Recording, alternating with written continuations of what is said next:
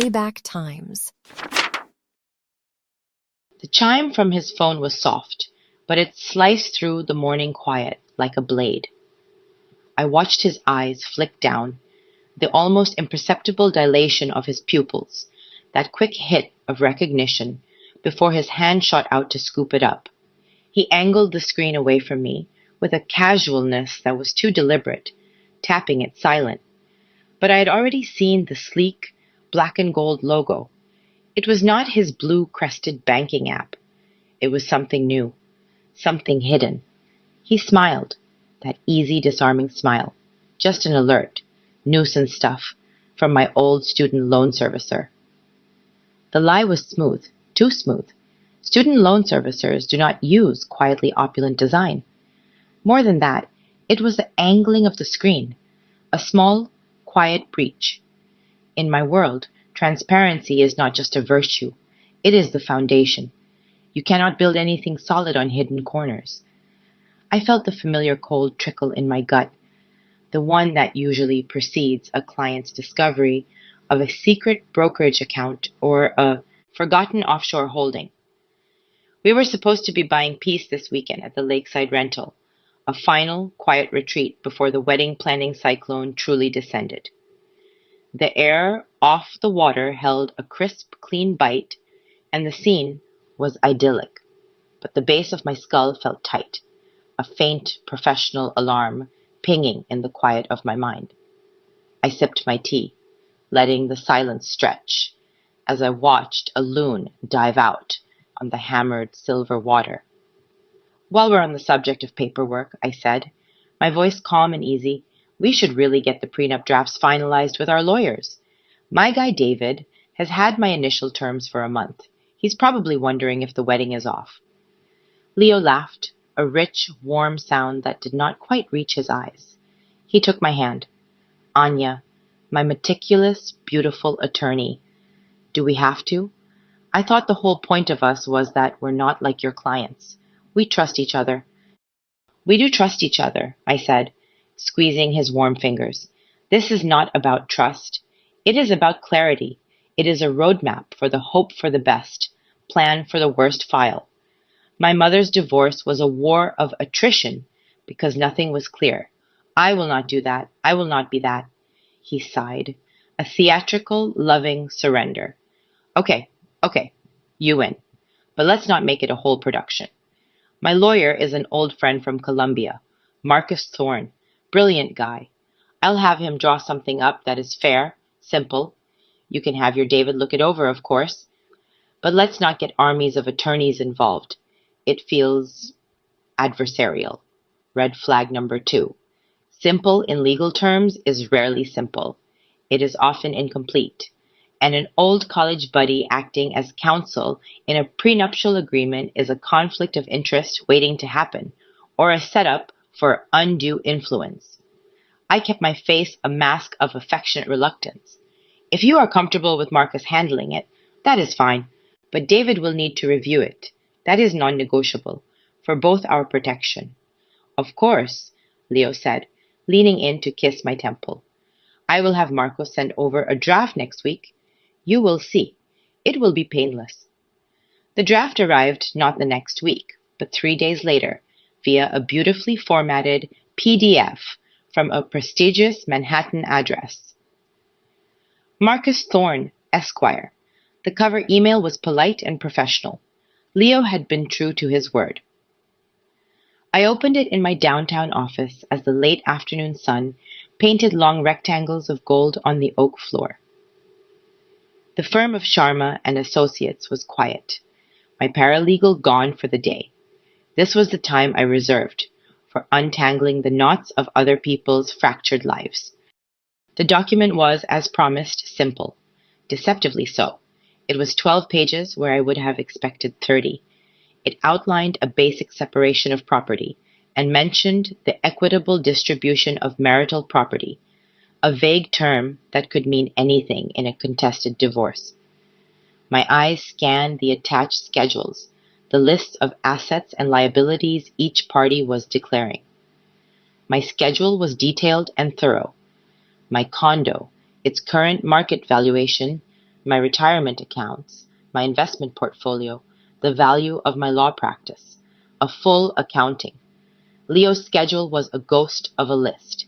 His salary at the tech consultancy, a Chase savings account with a modest balance of 401k, his car.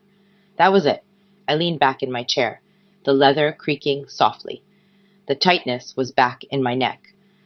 I looked out at the city skyline, but I was not seeing it. I was seeing the black and gold app logo. I was seeing the sleek cut of his suits, the vintage Rolex Oyster he wore, a piece he called a family heirloom, but which I had never seen in any family photos. I was calculating the math of his half of this lakeside rental, his insistence on picking up the tab at Michelin-starred restaurants, his casual mentions of investment properties in the Hudson Valley. His disclosed assets did not cover a fraction of it. In family law, a prenup without full financial disclosure is a house built on sand. The law requires a full, fair, and reasonable accounting. Omitting assets is not an oversight, it is a strategy. A strategy that, upon the dissolution of a marriage, allows one party to say, "But I disclosed everything. What you did not know about is not marital." If I were a less knowledgeable client, a teacher, or an artist, swept off her feet, I would be signing away rights to assets I did not even know existed. I felt a cold anger, clean and professional. This was not about heartbreak yet. This was about the violation of a principle. I minimized the draft and opened a new browser tab. The Public Records Database for the state of Delaware is a dry, text-heavy affair, but it is where countless businesses are born for a reason. I typed in Leonardo Sterling. A few irrelevant entries. I tried Sterling with various business suffixes. There. Sterling Ventures LLC. Date of formation. 4 months ago. Registered agent. A corporate service company in Wilmington. Member and manager. Leonardo Sterling. An undisclosed limited liability company. It could be a shell, a holding company, a vehicle for any number of things. It could be nothing. But in my world, it is never nothing. I picked up my phone and scrolled to Ben Carter, Leo's business partner and, I had thought, a friend, a gregarious man who loved to talk shop over good scotch. "Ben," I said when he answered, my voice bright and wedding planner harried. "Anya, listen, I need a man's opinion. I am thinking of getting Leo a gift, something to celebrate the new venture he has been working so hard on. He has been so secretive about the details, but I want to mark the occasion. Can you point me in the right direction? Is it consulting work or more of an investment play?" Ben's laugh boomed through the phone. "Anya, he has not told you. That is our Leo. Plays everything close to the vest. Consultant, schmonsultant. The big win was the patent sale. The adaptive data algorithm he has been tinkering with for years.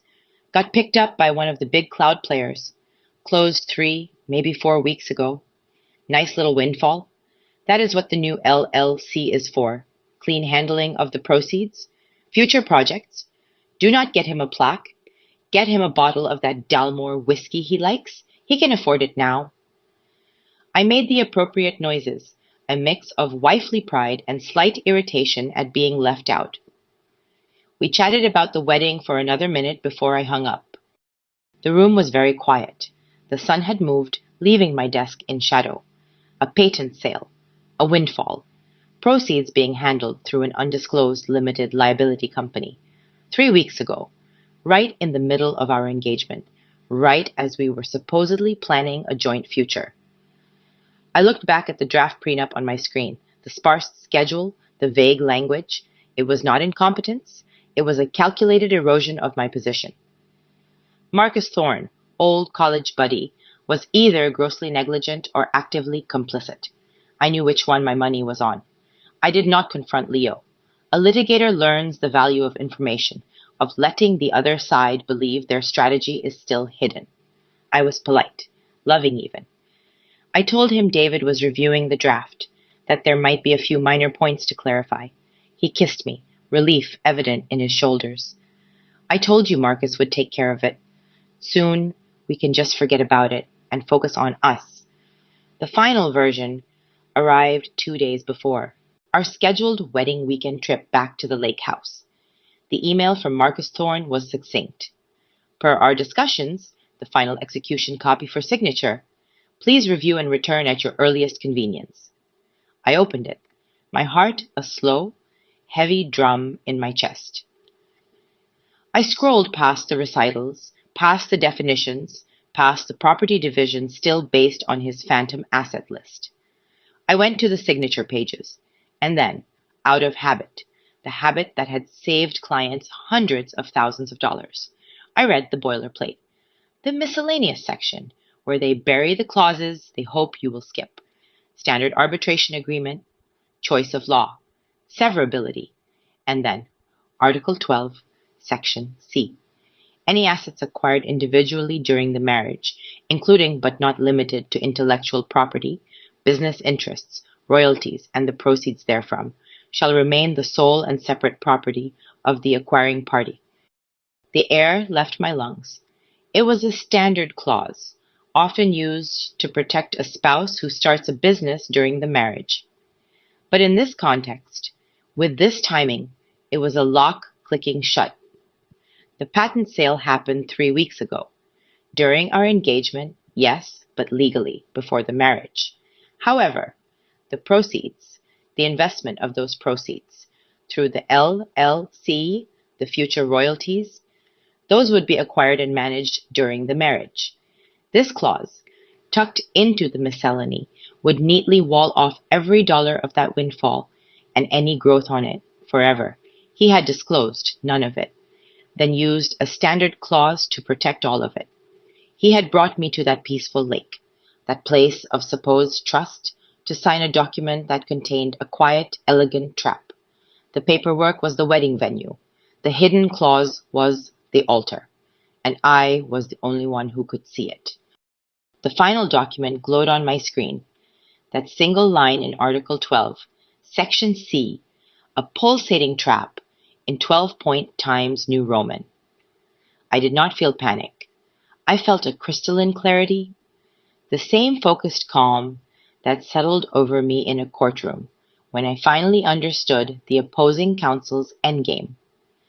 This was no longer about heartache or betrayal.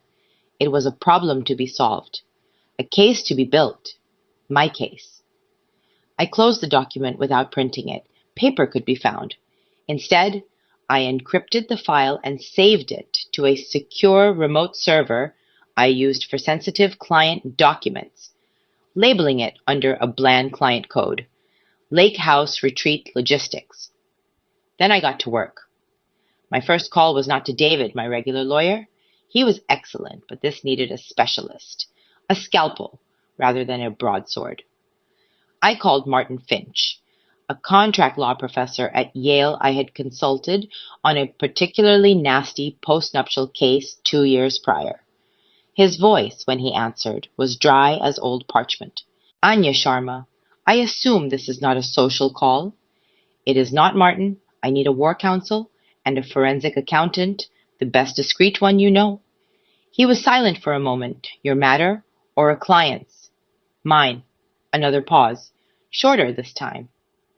I will send you a name for the accountant. Be at my office tomorrow at 7 p.m. Use the side entrance. The next call was to my paralegal, Lisa. Lisa, I need you to pull every public record you can find on Sterling Ventures, LLC, Delaware, registration documents, any associated filings. Also, see if you can find a record of a recent patent sale. The assignor is likely Leonardo Sterling, and the assignee is probably a major tech firm. Look at cloud services or data management. Be a ghost. On it, Anya, she said, her voice instantly switching to professional stealth mode. She asked no questions. That is why I paid her what I did. I spent the evening performing normalcy. Leo was working late, he said. Crunch time on a big proposal, his text read. I sent back a heart emoji and a message about being swamped with seating chart dilemmas. Let him believe I was lost in the weeds of tool and calligraphy. I ordered takeout, ate it at my kitchen island, and documented everything. I took screenshots of our text history, focusing on every vague or deflective answer he had ever given about money and his work and our future plans. I noted the date he had mentioned the Hudson Valley property, a date that fell after the formation of the LLC.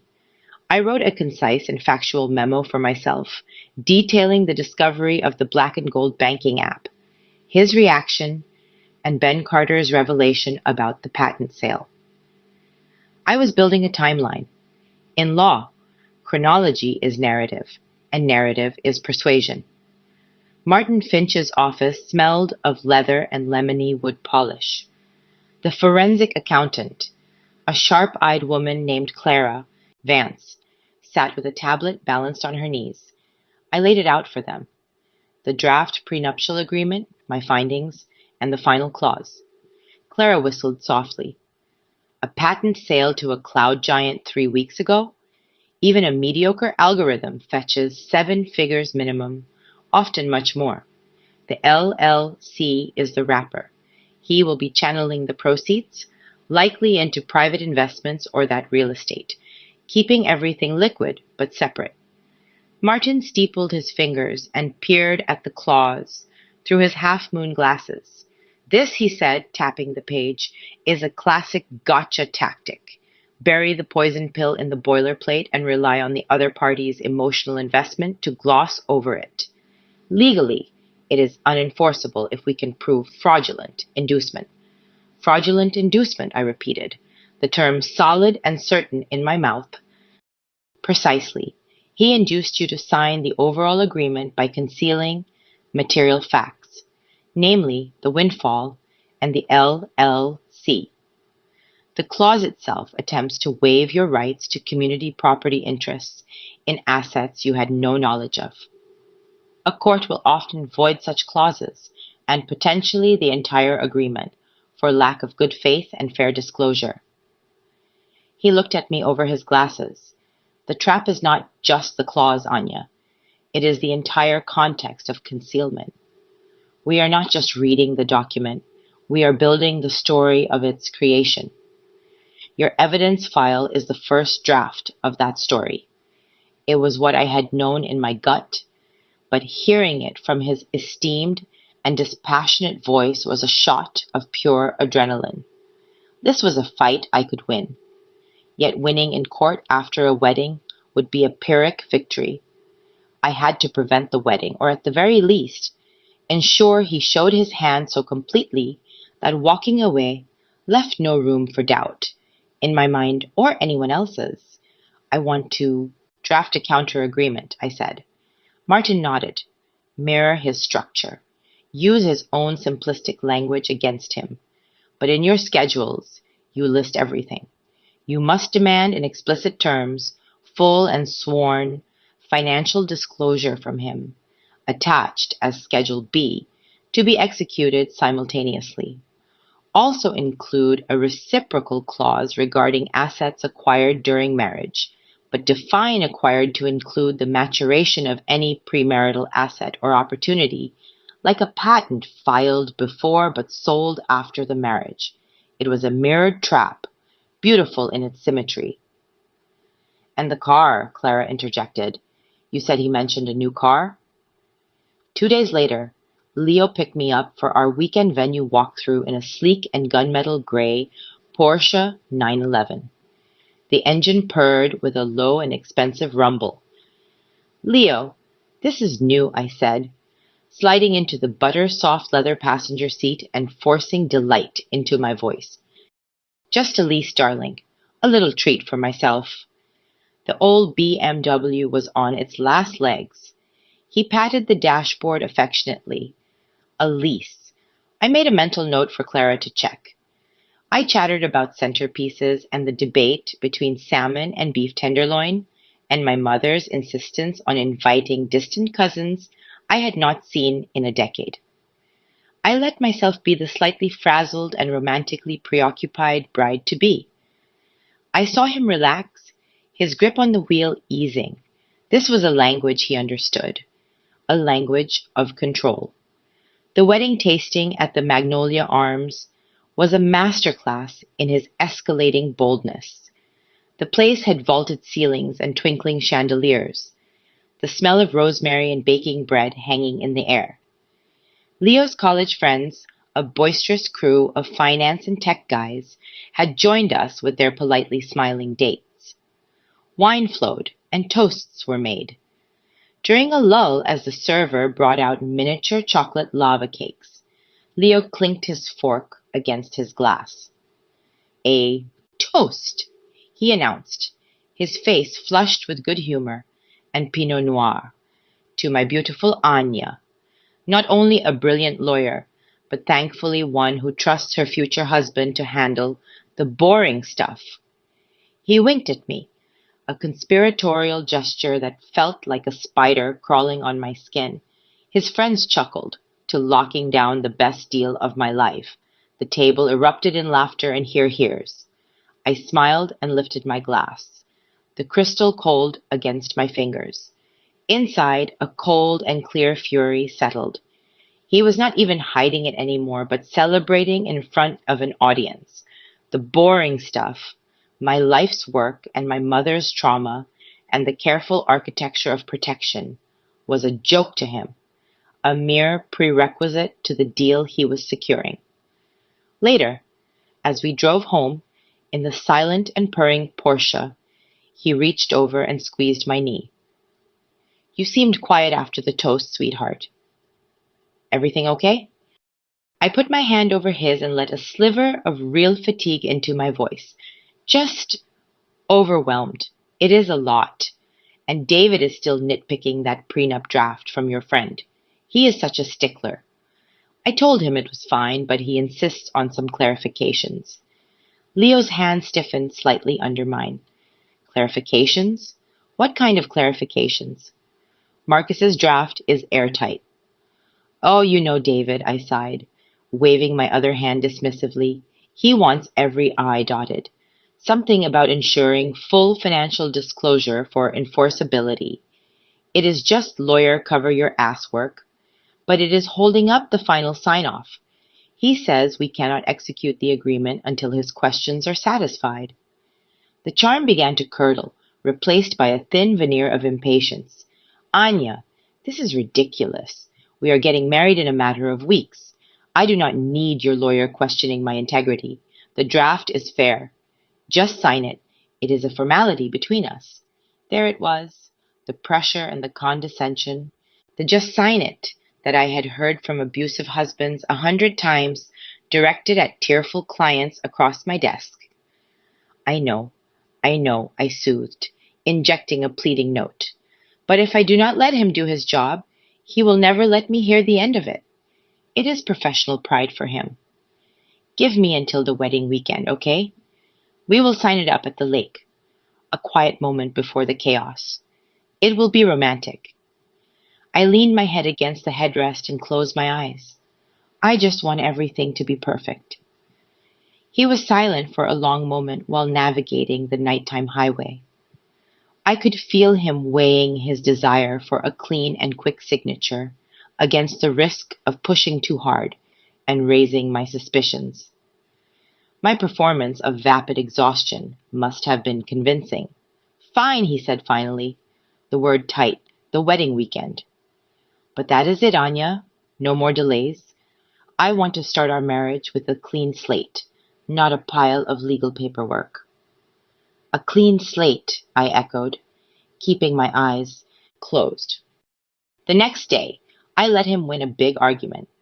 I had been insisting on a string quartet for the ceremony, while he wanted a solo guitarist, something less stuffy. I put up a spirited and detailed fight about ambiance and tradition. I let my voice get a little shrill. I saw his jaw set into that stubborn and handsome line. Finally, I threw my hands up in dramatic surrender. "Find the guitarist. You win. You are always so stubborn about the music." He pulled me into a hug, triumphant. "See? Compromise is the secret to a happy marriage." The victory, small and domestic, seemed to satisfy him and reinforce the dynamic he needed. where he was the reasonable and decisive one, while I was the one who fussed over details, but would ultimately yield.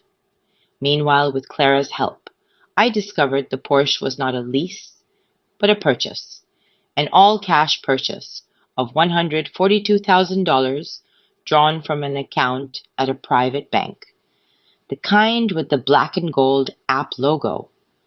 The down payment alone was more than his entire disclosed savings. Lisa, my stealthy paralegal, found the patent assignment with a U.S. patent number that was a blur, assigned for a redacted sum in the public record, though the assignee was a household name in cloud infrastructure. The document was dated exactly 22 days before Marcus Thorne sent the first draft. My counter prenuptial agreement was ready, a true work of art. It used the same font and the same margins and the same article numbers as his. To a casual glance, it was identical, but in the definitions, separate property was meticulously defined to exclude the proceeds and appreciation and derivative investments stemming from any intellectual property, right, or business opportunity or asset existing prior to the marriage but realized or monetized after the marriage. My schedule of assets was exhaustive, and Article 12 contained a new clause stating the agreement was predicated upon the full and complete and accurate disclosure of all assets and liabilities as set forth in the attached Schedule B, the sworn financial disclosure of Party B, which was incorporated by reference and would be executed concurrently. Any material omission would render the agreement null and void. Schedule B was a blank table, waiting patiently for his entries. The wedding weekend arrived. We drove back to the lake house, now adorned with subtle signs of the upcoming ceremony. Boxes of glass lanterns waited in the garage, and a sample of the linen napkin lay folded on the kitchen table. The lake was just as serene, the pines just as solemn. The setting was perfect, and the stage was set. The first evening was a carefully orchestrated performance of normalcy. We built a fire in the stone fireplace where the scent of birch smoke was sweet and ancient. We drank wine and talked about the next day's schedule, meeting the florist, and the final walkthrough with the coordinator.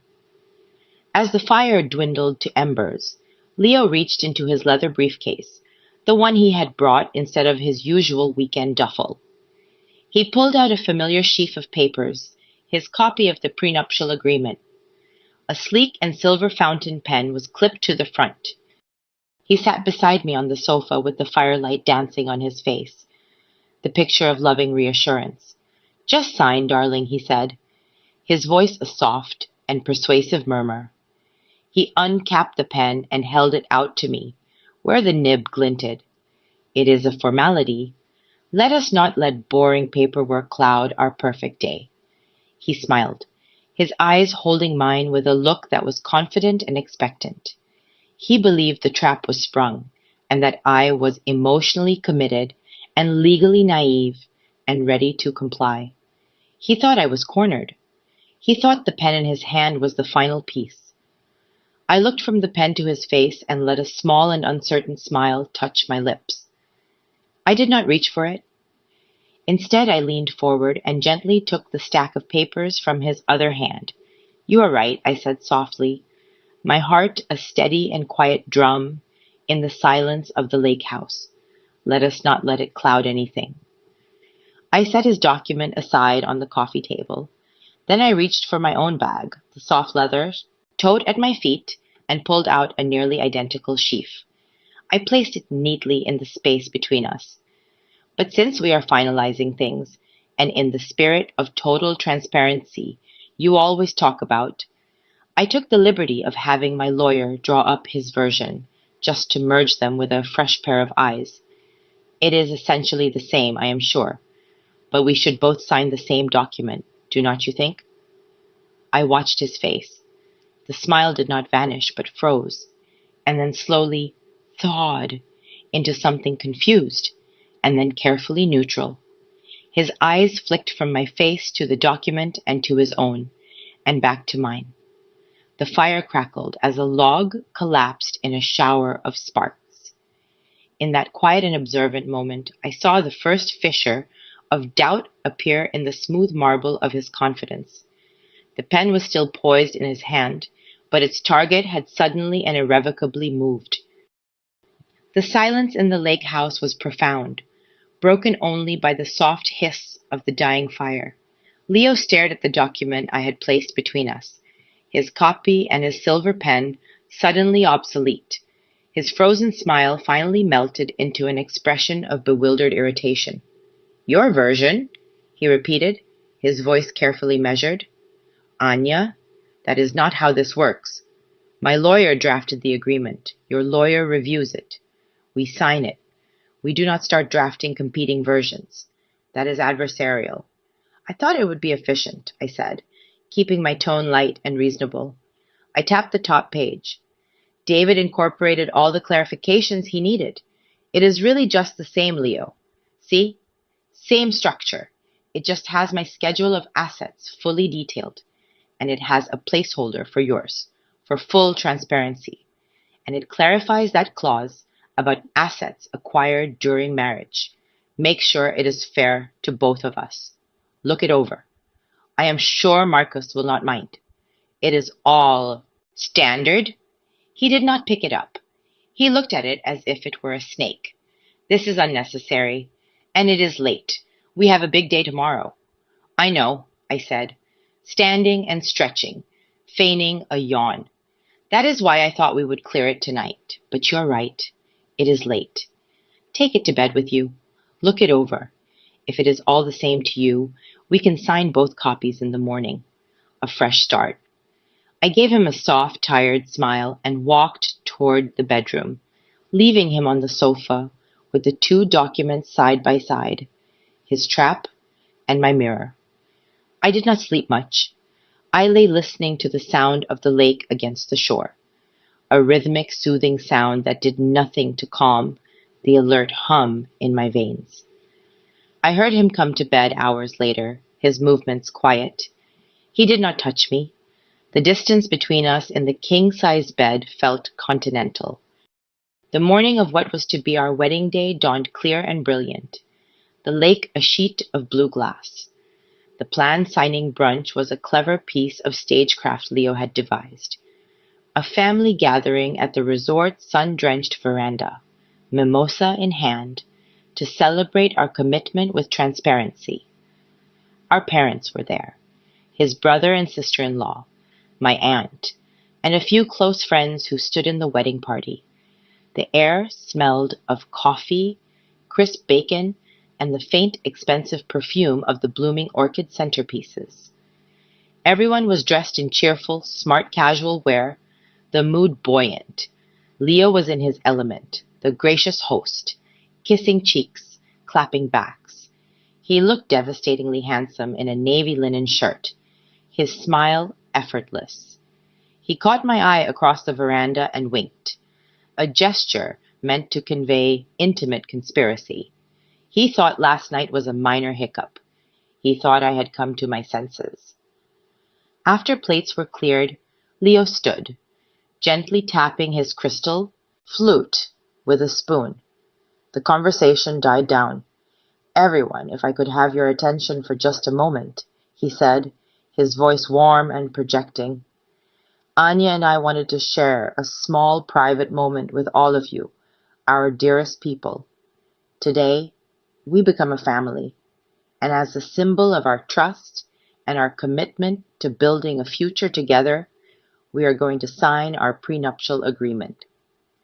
A few polite, slightly confused murmurs rippled through the group.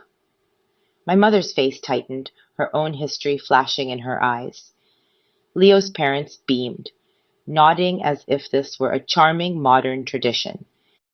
"It is just a formality," Leo continued, his gaze sweeping the room, "but we wanted to do it here, surrounded by love, to show that even the practical aspects of our union are entered into with joy and mutual respect." He was good. It was a masterful reframing. He reached into a leather portfolio on the table beside him and pulled out his copy of the agreement. He produced the same silver fountain pen. With a theatrical flourish, he turned to the last page, found the line marked for his signature, and signed with a bold, looping script. The pen scratched decisively on the paper. He held it up for a brief moment, a smile on his face. Then he turned to me, his eyes soft, inviting. He held up the pen. Your turn, my love. All eyes were on me. The sunlight was warm on my shoulders. I could feel the expectation in the room, a palpable pressure to complete the pretty picture he had painted. I looked at the pen, then at his face. I did not take it. Instead, I reached down, beside my chair, and lifted my own leather folder. I placed it on the white linen tablecloth with a soft thud. I opened it, revealing my counter-agreement. The pages were pristine. Leo's smile flickered. A nervous chuckle escaped him. Anya, darling, we are signing my copy, the executed one. Actually, I said, my voice clear and calm, carrying easily in the sudden quiet, I think we should sign mine. It is more complete. A beat of confusion. His brother frowned. My aunt tilted her head. Leo's laugh this time was tighter, edged with a warning. He took a step closer, leaning in, his voice dropping to a whisper that was still perfectly audible to our immediate family at the head table. Do not be difficult, Anya. Not here, not now. Just sign. You are not a lawyer here. You are just the bride. The condescension was a physical slap. I felt my mother stiffen beside me. I looked up at him, meeting his eyes, and I saw the impatience, the fury he was masking. He was cornering me in public, counting on social pressure to force my hand. I stood up. The scrape of my chair on the flagstones was loud. I was suddenly very aware of the lake beyond the veranda, vast and impartial. I picked up my document. Actually, Leo, I said, my voice no longer just carrying, but filling the space. I am a lawyer, and you are right, I am not your lawyer, which is precisely why you should have had your own independent counsel instead of using your college friend. I let that hang for a second, seeing his parents exchange a glance. This document you want me to sign, I continued, lifting his signed copy slightly, is predicated on a fraudulent omission. It lists a savings account and a salary. It omits Sterling Ventures LLC, formed 4 months ago. It omits the proceeds from the sale of your data algorithm patent to Cloudspan Dynamics, a transaction that closed for a sum in the high 6 figures, 3 weeks before this draft was even sent. Gasps. His mother's hand flew to her mouth. His father's affable face drained of color. Leo's face went from flushed to ashen. That is a private business matter. It is not relevant, and it is my separate property. It is materially relevant to a financial agreement you're asking me to sign, I said, my tone shifting into the one I used in a courtroom. Educational, precise, unassailable. In the law, this is called fraud in the execution. You induced me to sign a contract by hiding major assets, the clause you buried in the boilerplate. I flipped open his document to Article 12, Section C, and read it aloud, my voice cool and clear. Any assets acquired individually during the marriage shall remain the sole property of the acquiring party. You acquired the money from that patent during our engagement. You will be investing it during our marriage. This clause, coupled with the omission, is a strategy to wall off that entire windfall. It is not a formality. It is a financial ambush. The room was utterly silent. You could hear the breeze in the pines. My document, I said, placing mine down and opening it to the scheduled pages, includes my full financial disclosure, and it has a schedule right here for yours. A sworn financial disclosure, to be signed concurrently. That is what a prenuptial agreement built on good faith looks like. So here is the choice. You sign my agreement with full disclosure, and we proceed today with actual transparency. Or you do not. And if you do not, there is no foundation of trust for this marriage, and therefore no wedding. Leo spluttered, his charm shattered into ugly fragments. This is outrageous. You're trying to steal what is mine. You are paranoid. Mom, Dad, she has taken a private business success and twisted it. I have a forensic accountant on standby, I interrupted quietly. Clara Vance. Her number is right here. I placed a business card on the table. She has copies of the LLC filing and the patent assignment. She can verify the bank transaction for the Porsche you bought outright last week, which also was not on your disclosure. Would you like me to call her? We can put her on speaker for transparency. The mention of the Porsche, a detail I had not previously revealed, was the kill shot. His lies were nested inside each other, and I was pulling them out, one by one, in front of everyone he needed to believe his narrative. His father stood up, his face like stone. Leo, is this true? Leo looked from his father's disgusted face to my steady gaze. The facade crumbled, replaced by a raw, venomous glare directed solely at me. I am not signing your witch hunt, he spat. I nodded slowly. I felt a profound, serene stillness. Then we are done. I looked around the table at the stunned, heartbroken, and furious faces. I am so sorry that you have all been made part of this. The wedding is off. There will be no ceremony today, due to irreconcilable differences regarding financial honesty. I picked up my document and my bag. I looked at Leo one last time. He was no longer a charming fiancé, or even a clever adversary. He was just a man who had been caught small and angry in the bright sunlight. The resort coordinator has my number. She will handle the cancellations. You can explain the specifics to your guests. I turned and walked away. Across the veranda, through the grand lobby smelling of lemon polish and roses, and out into the clean open air. I did not look back. The eruption of voices behind me, shouts, questions, tears, faded into the distance like the receding sound of the shore. In the weeks that followed, I found a quiet strength in moving forward.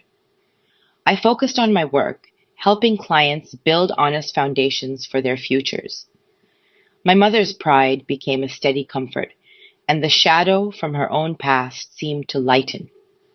Leo's stories about cold feet and jealousy did not matter. The truth was in the documents and in the clarity of my choice. A prenuptial agreement is a strange document, a plan for a future you hope never arrives. But its value is not in planning for failure. It is in the conversation it forces you to have before the promise.